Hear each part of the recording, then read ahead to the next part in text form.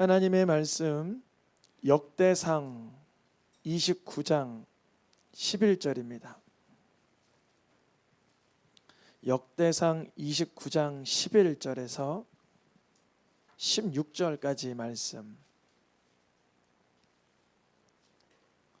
한 절 한 절이 조금 긴데요, 그래도 이렇게 적극적으로 이렇게 읽으면 좋겠습니다.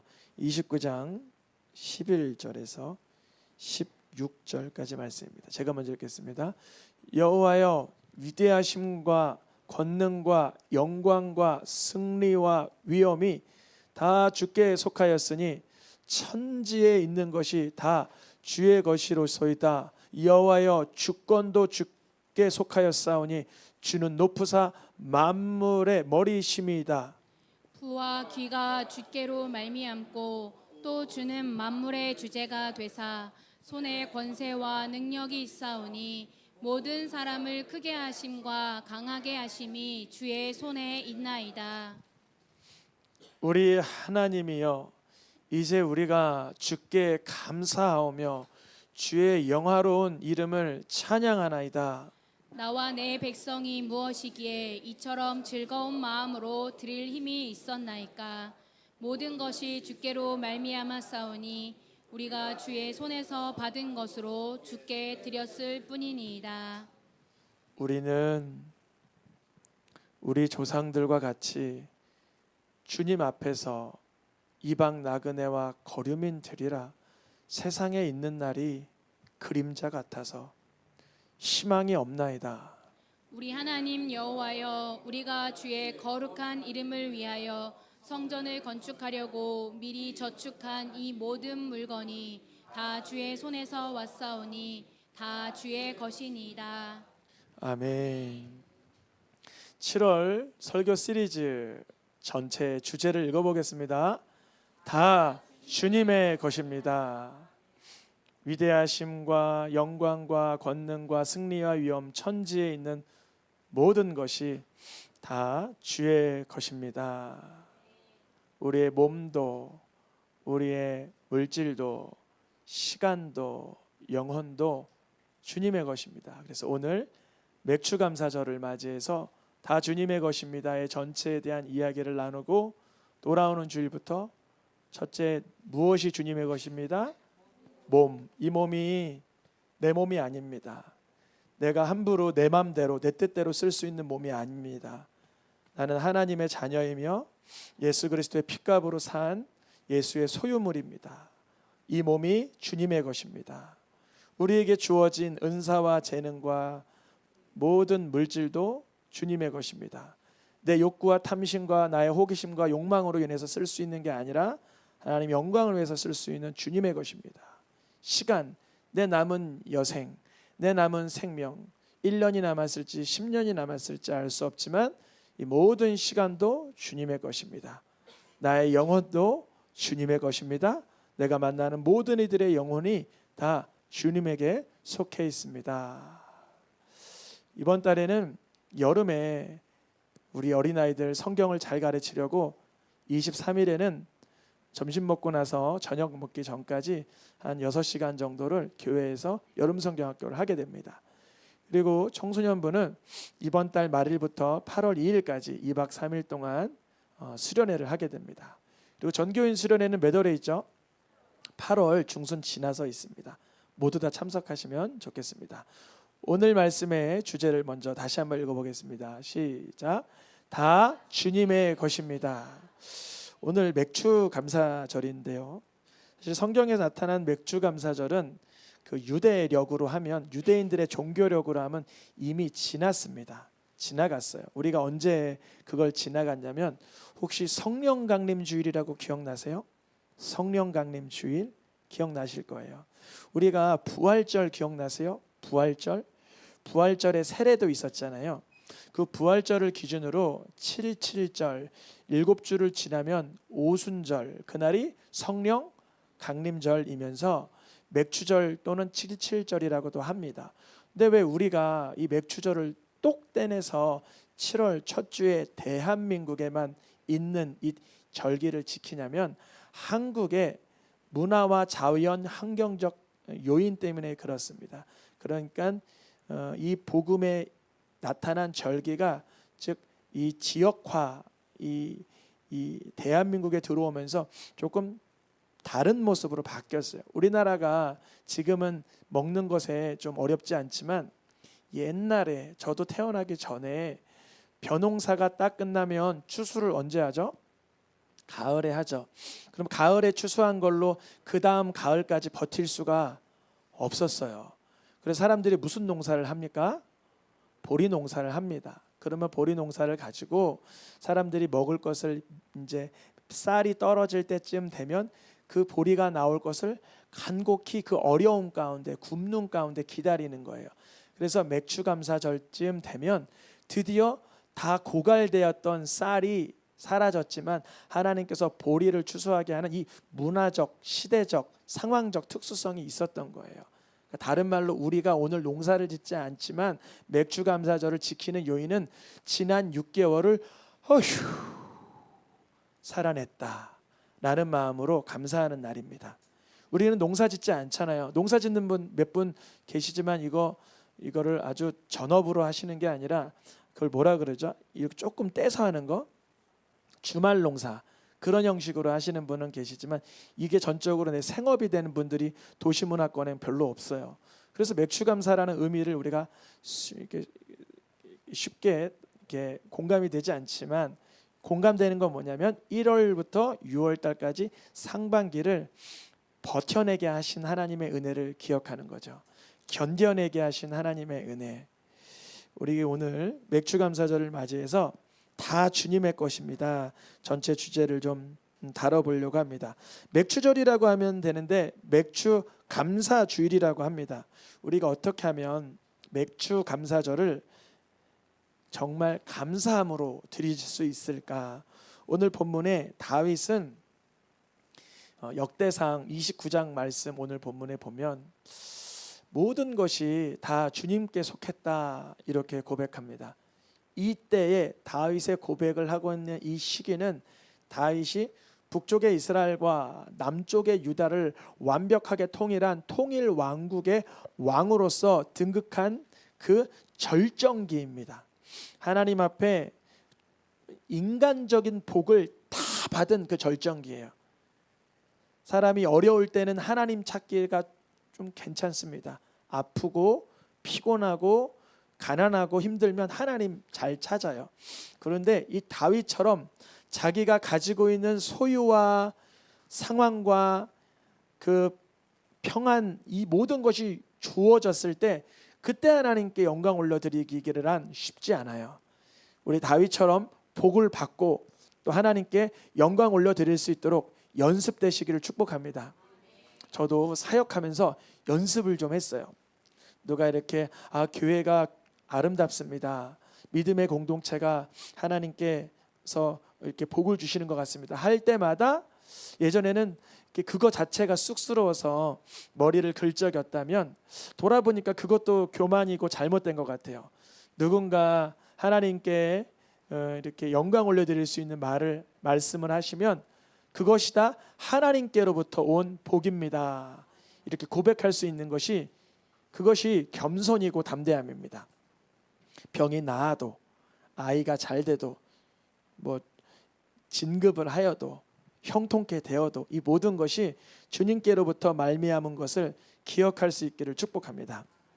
다윗은 왕에 되자마자 했던 일이 있는데 언약궤를 찾았어요. 하나님의 말씀을 찾았어요. 여러분 우리가 잘 되면 어때요? 나 요즘 바빠.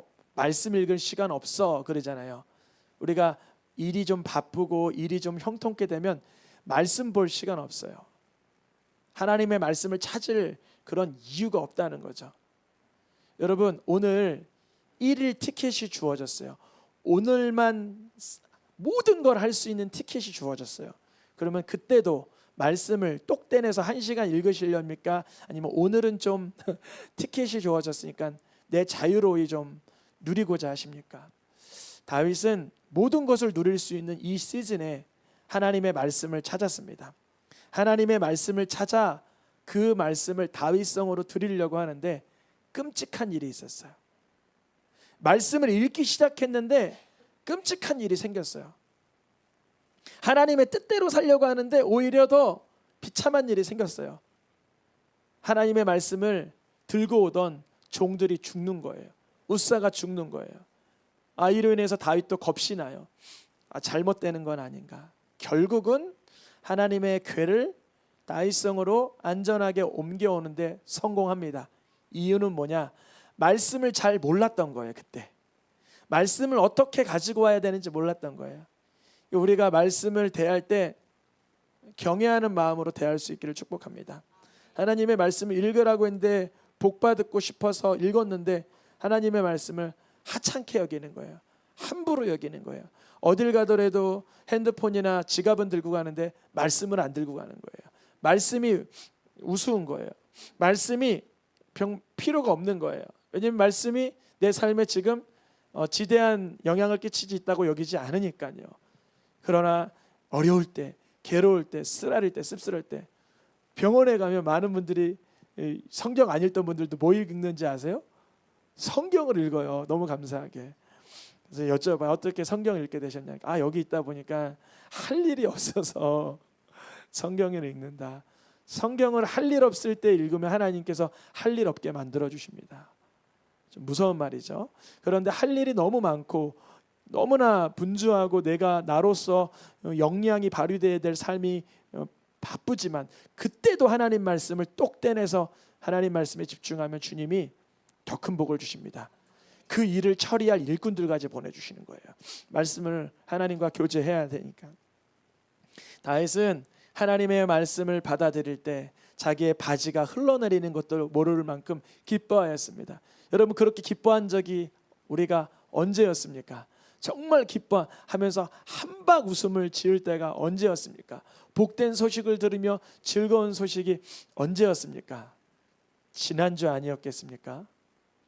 우리 유강정 성도님 지난주에 손녀를 보셨어요. 하나님께 영광 올려드리는 박수 하겠습니다.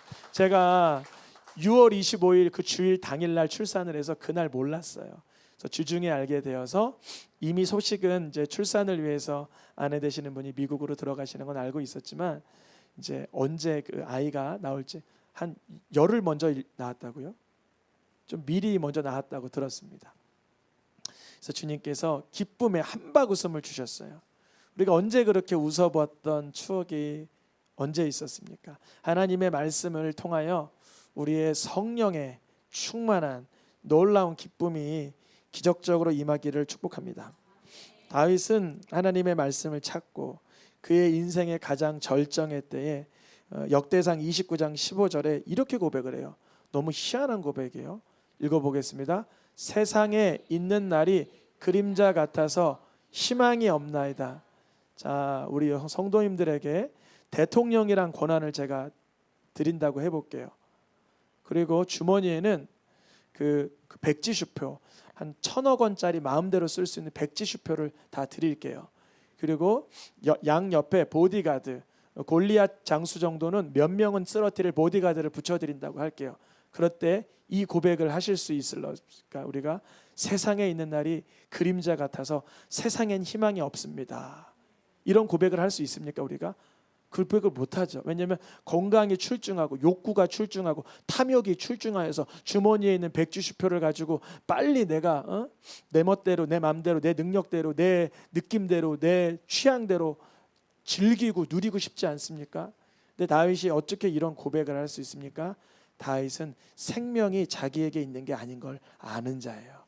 생명이 내게 아니다. 오늘날이도 부르시면 내가 알몸으로 왔으니 알몸으로 갈 수밖에 없는 걸 알고 영혼의 때를 준비하다 보니까 아무리 많은 재물과 아무리 많은 권력과 아무리 많은 건강과 아무리 많은 기회가 있어도 하나님 앞에는 그것이 희망 없는 허황된 것이라고 고백합니다.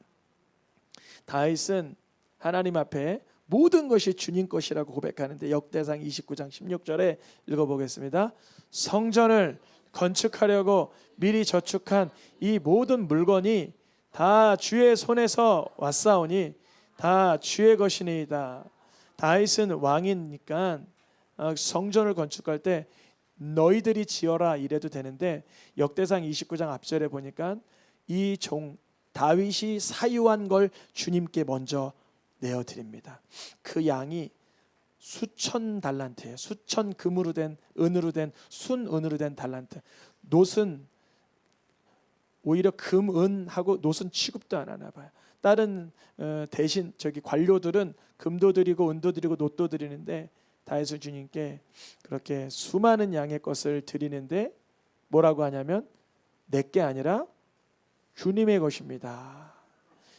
이 인식이 생기는 자를 하나님이 끝없는 복을 주세요. 이게 정말이에요. 왜냐하면 복이 너무 많으면 내가 한다고 생각하기 때문에 교만해져요. 이해를 하시겠죠? 내가 물질을 쓰면서도 내가 했다라는 생각을 해요.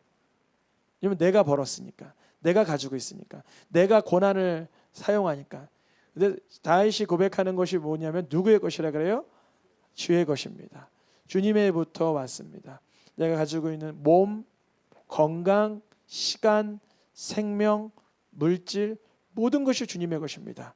나는 이 세상에 그냥 나그네로 와서 허망할 따름입니다. 주의 영광을 위해서 사용되기를 원합니다. 다윗이 이렇게 모든 것이 주님의 것이라고 진솔하게 말할 수 있는 이유는 한 가지예요.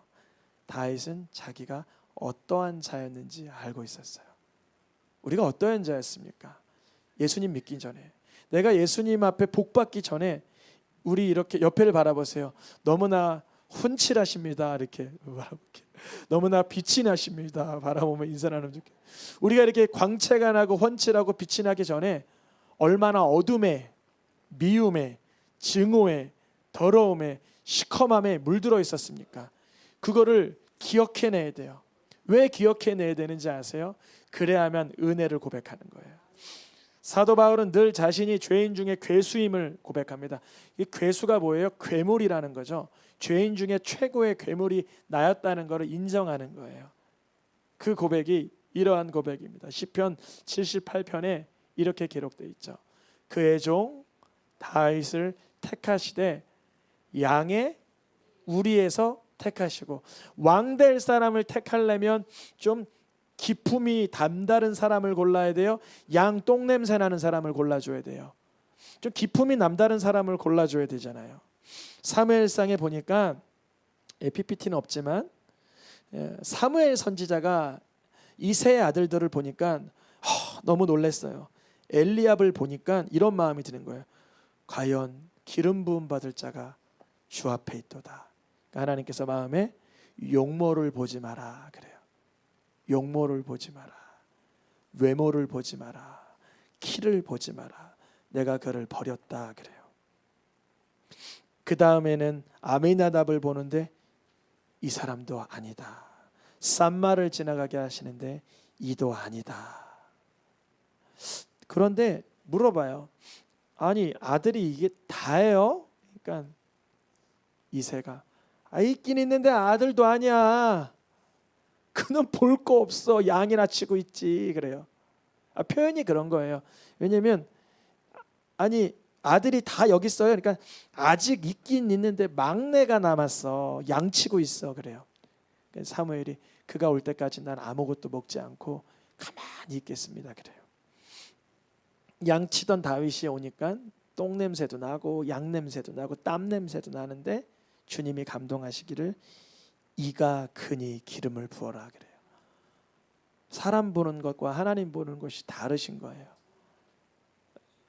다윗은 그 날을 기억하는 거예요. 죄송해요. 자꾸 똥 얘기해서 똥 냄새 나고 양 냄새 나고 더러운 냄새 나고 땀 냄새 나던 자기를 택하셔서 기름 부으신 그 날을 기억하는 거예요. 그 날을 기억하는 거예요. 자기가 얼마나 냄새 나는 자였고 정말 볼품없는 자였고 사람들에게 아버지에게도 인정받지 못하던 자기였다라는 걸 아는 거예요. 그래서 다윗이 하나님 앞에 하나님 내가 성전 지어드리고 싶어요. 하나님 예배당 지어드리고 싶어요. 그러니까 하나님께서 이렇게 말씀하세요. 사무엘하 7장에 읽어보겠습니다. 내가 너를 목장 곧 양 따른 데에서 데려다가 내 백성 이스라엘의 주권자를 삼은 거 아니냐. 너가 하나님을 위해서 만들어가는 게 아니라 내가 너를 만들어가고 있지 않냐. 내가 너를 리드하고 있지 않냐. 내가 너를 살펴주고 있지 않냐. 너는 양 따르는 데서 데려다가 너의 왕권을 준 것을 잊지 말고 그것을 반드시 기억해라. 주님 말씀하시는 거예요. 우리가 오만해지고 교만해지는 이유는 뭐냐면 내가 어떠한 자였는지를 몰랐다가 그런 거예요. 수많은 이단의 교주들이 왜 나오냐면 자기가 어렸을 때 얼마나 정말 볼품없는 죄악에 그득한 인생이었다는 걸 잊어버리고 그 잘못된 외형에 스스로를 잘못 평가하는 거죠. 다윗도 그런 때가 있었어요. 다윗도 자기의 삶을 돌아보며 자기가 어떠한 자였는지 알았어야 되는데 안타깝게도 다윗은 하나님의 은혜를 잃어버리고 살 때가 있었습니다. 언제였어요? 자기의 부하의 아내를 취하고 자기의 부하를 사지로 내모는 다윗의 그 모습. 언제 그렇게 되냐면 자기가 어떠한 자였는지 모를 때는 다른 사람을 죽이고 자기의 탐심에 따라 살아가게 하는 것입니다. 그래서 다윗이 하나님께 성전 짓겠다고 그렇게 구할 때 하나님은 다윗에게 이런 마음을 주셔요. 역대상 22장 7절에 성전 건축할 마음이 누구에게 있었어요? 다윗에게. 왜냐하면 모든 게 하나님 거니까 하나님을 위해서 살아가려고 했죠. 하나님께서 이런 마음을 주는 거예요. 아, 내가 피를 많이 흘렸구나. 전쟁을 많이 했구나. 내가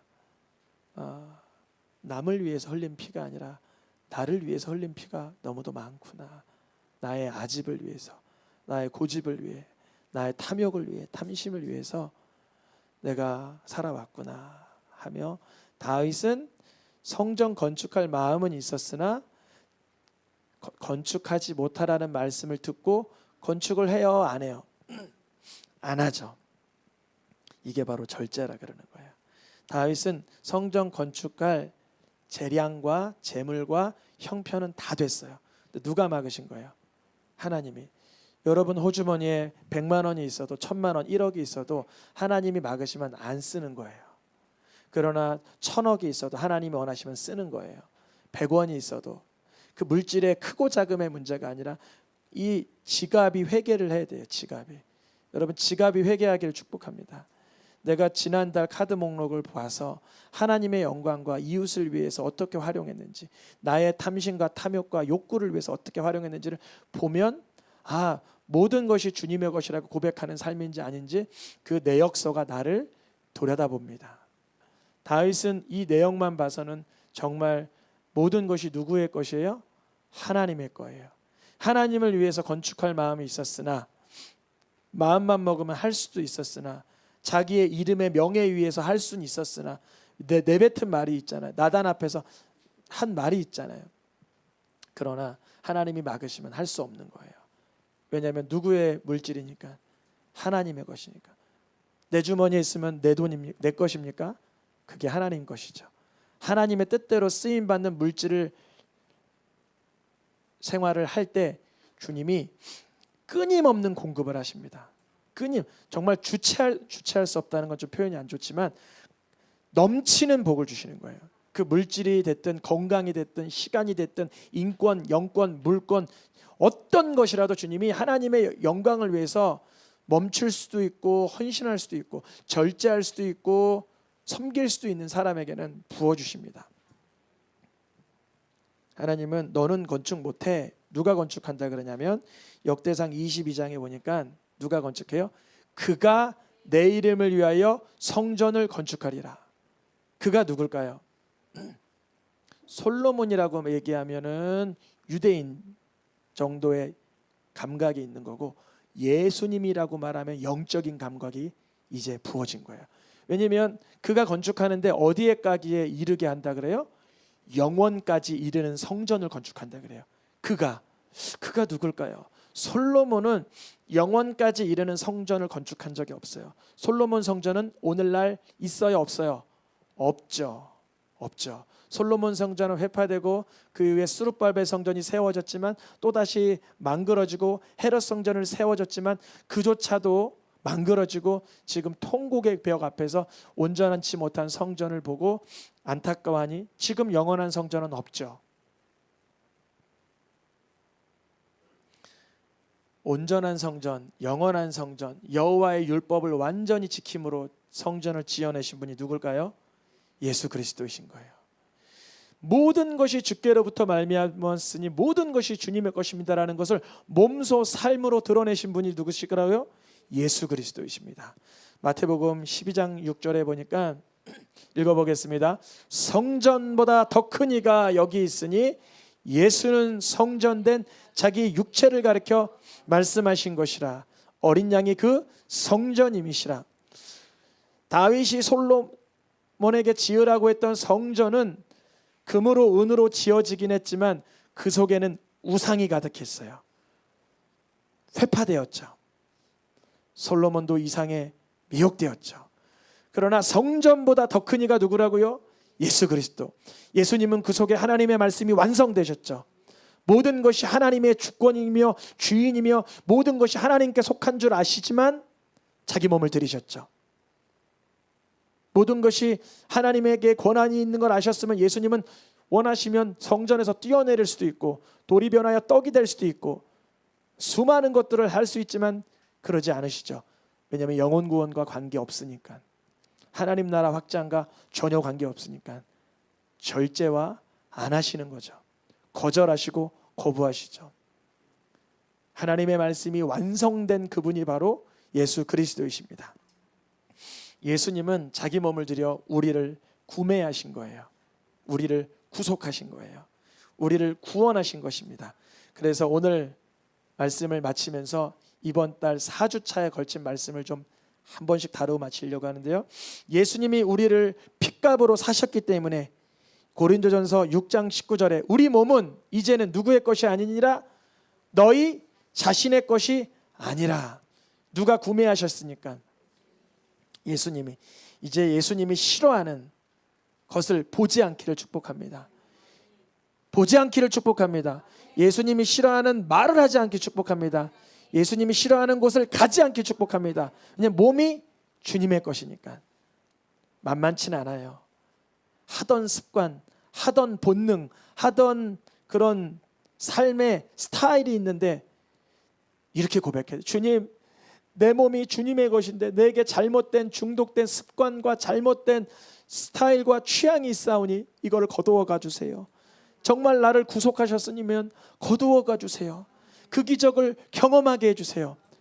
어린아이처럼 고백하시길 축복합니다. 두 번째, 물질도 주님의 것입니다. 읽어보겠습니다. 은도 내 것이요 금도 내 것이라. 만물을 지으신 이는 하나님이시라. 인정하고 누릴 수 있기를 축복합니다.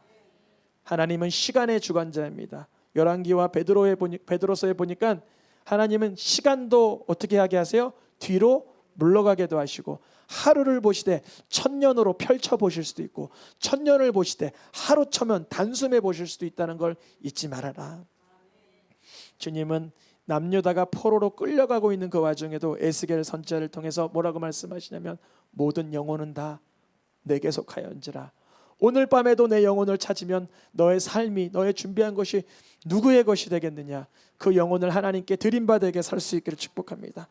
마지막 말씀 읽고 마치겠습니다. 읽어보겠습니다. 사나 죽으나 우리가 주의 것이로다.